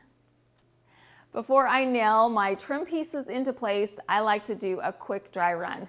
So I actually tape the trim to the wall using blue painter's tape. This gives me the ability to see exactly what I'm working with. If I need to adjust the size or scale, I have the option to do that before I make things permanent. So once I had everything in place and correctly sized, I got my nail gun back out and I nailed everything in place. To make sure everything was square, I used a leveler. These are the levels with the little bubbles in it so you know everything is nice and straight. And again, because we are working with an uneven surface, it's important to get all of our measurements accurate. We do not want any ski-wampus trim. So once everything was nailed into place, it's time to do the boring part, which is filling up all those nail holes with wood putty. It's caulking. It's making sure that everything is pristine, clean, and ready to be painted. Let's take a break from building for just a minute and go on a shopping trip. We need a break. So what we're gonna look for, first of all, is some tables. Now, because we removed the shelves, I don't have any place to display anything. So I want to recreate that look with some small side tables. So I went to Home Goods and I found these stunning tables. I loved the shiny brass bases. They were intricately detailed, and the top of these tables are round marble. They're the perfect size because I can add large decor items to the top of it, but it doesn't overwhelm the space. I purchased 2 of these marble brass side tables and they were $49 a piece. Each of these tables are going to go inside of my niches, but we need something to put behind them. Now, what I did love about my original design were those mirrors that I had on the top shelf and the bottom shelf. I loved how it reflected light back into the room. I wanted to take this a little bit further and get a much grander mirror to put in each of the niches. I had an idea to do a floor to ceiling mirror, and I found some beautiful mirrors at Hobby Lobby. These are 6-foot tall mirrors. The gold frame on these mirrors are stunning. It's thin, and I love the elevated and recessed frame feature. And the top and the bottom had some gorgeous ornate details that I want to incorporate into the space as well. These are leaner mirrors, so I don't need to worry about hanging them up. I'm just simply going to place them inside of my niches and lean them up against the back. These mirrors were on sale. They were 50% off, so they ended up to be $229 a piece, which is a little pricey, but we are going to splurge just a little bit because I really want a high-end look, and these leaner mirrors are classic and they are great investment pieces that I can use over and over again. Now, remember that dark, low coffee table that my TV was on? Well, we're gonna say goodbye to that coffee table and we are going to get a new console table. I looked for months to find a perfect fit that would go in this space, that was the right color, that had the right details on it, and I finally found one online.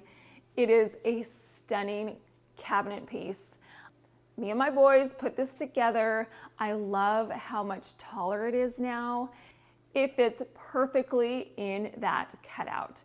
Now the cutout that's in that entertainment center right now was originally for like those big fat TVs, the ones that you like roll in there, so it is quite deep. But this cabinet takes up the size and it fits in there beautifully. I also love the raised detail on it. And when I was designing, I had a vision in mind where I wanted those round knobs at the front. And I can't believe I found one. The gold is perfect for this space. Okay, we've made some good progress about buying our design items, but now it's time to get back to work. We've got to paint this entertainment center.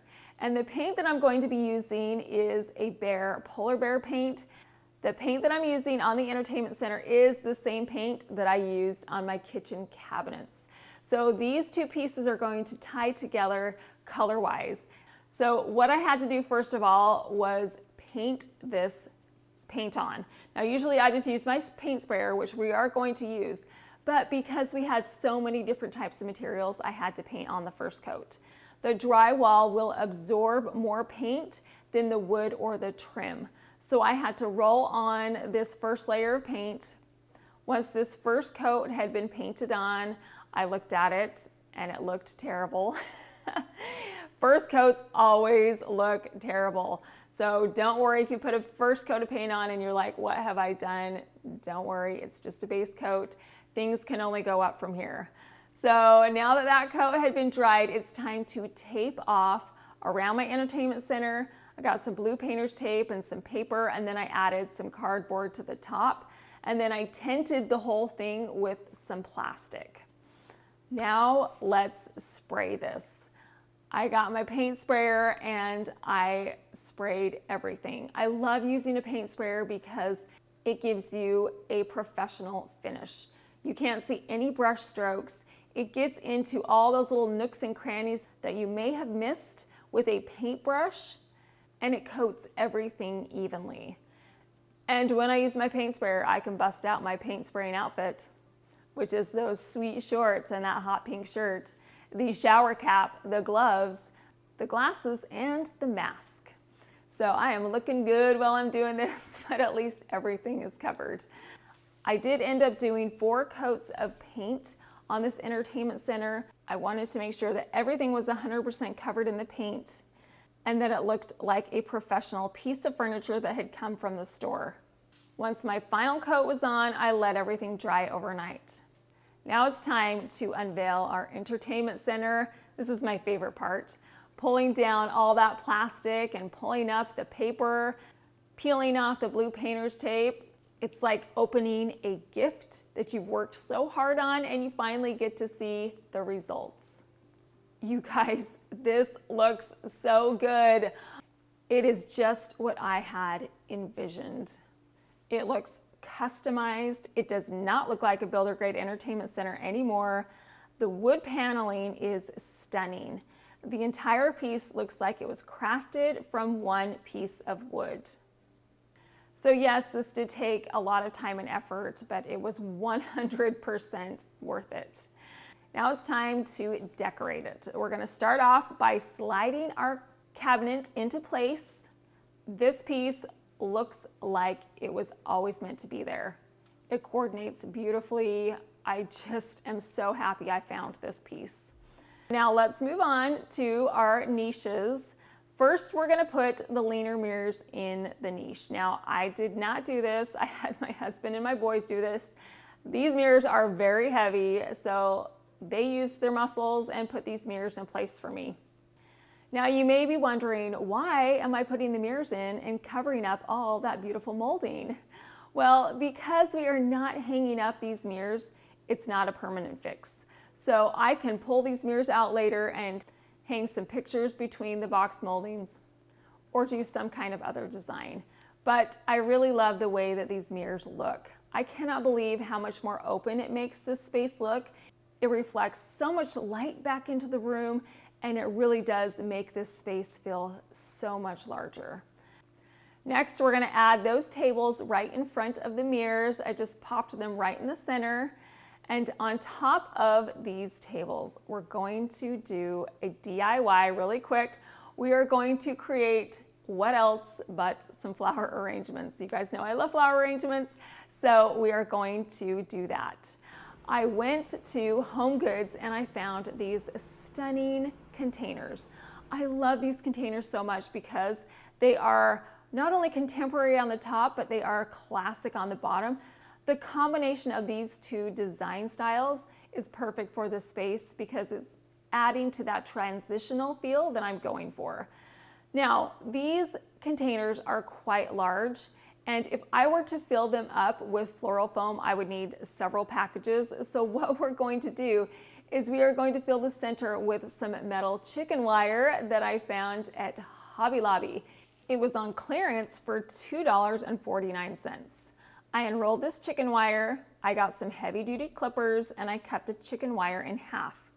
Because I have 2 floral arrangements, I needed 2 large pieces of chicken wire. I took this chicken wire and rolled it up and then stuffed it inside of my ceramic container. Then I simply took my floral foam and placed it over the top. You guys know that I reuse my floral foam, so don't be concerned that there are holes in this floral foam. It still works. So once the floral foam had been put inside the top of the container, I topped it off with some moss. To tack it into place, I got some floral pins, and that will keep the moss in place. I think orchids are classic, elegant, and timeless, and they're also tall. And because our niches are tall, we need something to take up that space. So I headed over to Michael's and I picked up some stems of orchids. I really like the orchid stems at Michael's because they are affordable, and then I always use a coupon which brings the price down even further. So what I'm gonna do with my orchid stems are simply place them inside of the floral foam. I'm just gonna poke them right in there. I placed 5 orchid stems inside of the floral foam. Now, because the orchids are tall, they are a little bit flimsy. So to give them some support, what I'm gonna do is get some bamboo sticks, place them right next to my orchid stem, and then get a piece of raffia, tie a knot with the raffia, and then cut off the excess.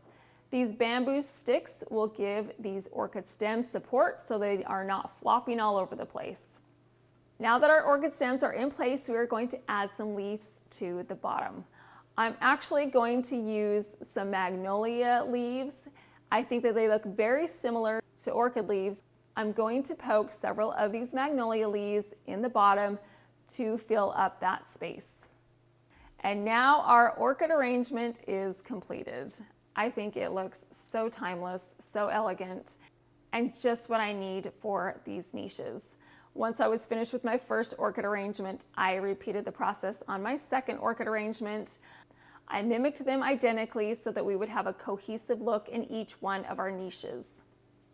Now at this point, I took a picture and I sent it to my friend Natalie from Design to the Nines, who lives just down the street, as she came running over to see it, because that's what friends do, right? We got to show each other our projects. So she came over and she said, you know what would make this look even better is if you added some lights at the top inside of each of the niches. And I couldn't have agreed more.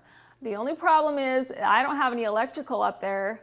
So I thought, you know, maybe I could head over to Lowe's and get some puck lights and put those in there, which is what I did. I found this package of 6 and it was about $35. And these lights are perfect because they are not permanent. You attach them to your space with some command strips.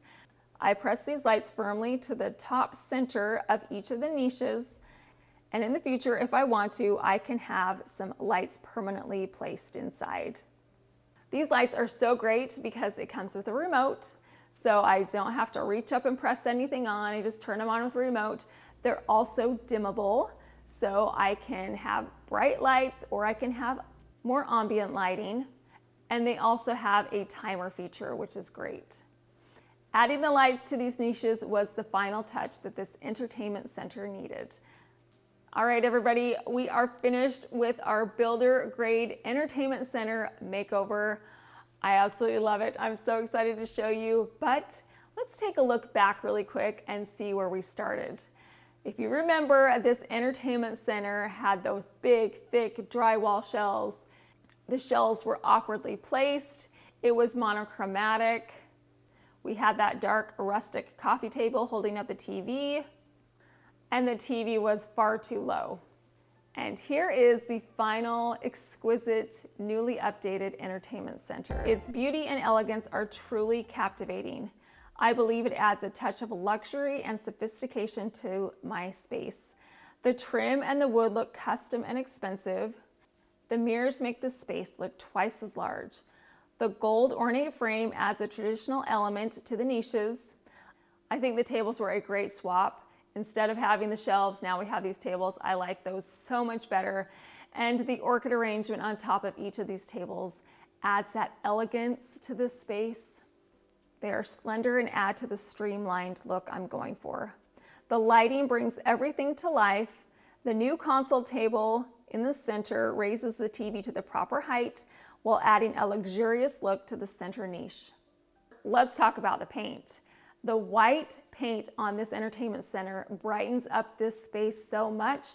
It makes everything look cohesive, and because it was monochromatic before, it looked like it was part of the wall. Now it looks like a standalone entertainment center that was a customized built-in.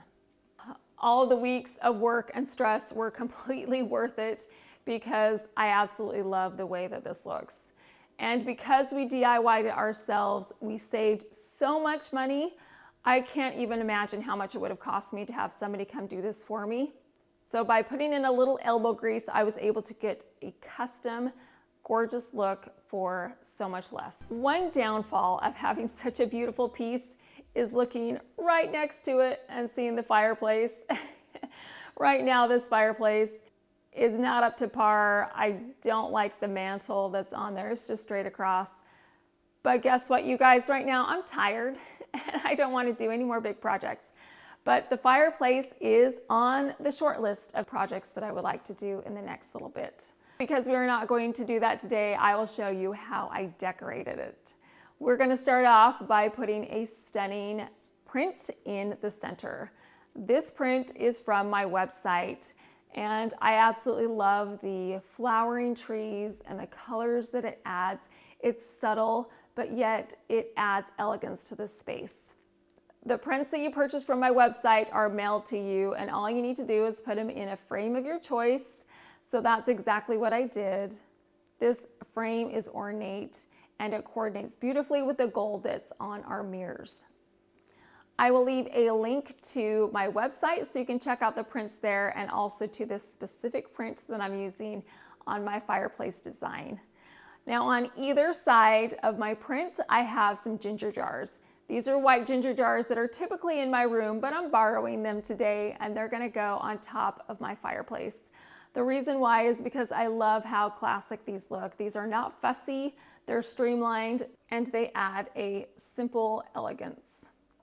In fact, I would say the overall scheme of this look right now is classic simplicity. There's not anything that's overwhelming anything else. Everything is streamlined and intentionally placed. This builder grade entertainment center makeover was truly a labor of love. I put a lot of time, effort, and thought into this, and I couldn't be more pleased with the outcome. It was definitely worth all the hard work. This entertainment center is going to help me live beautifully throughout the entire year because I can decorate it for the different seasons and holidays, and it's going to be an elegant backdrop for all of my DIYs.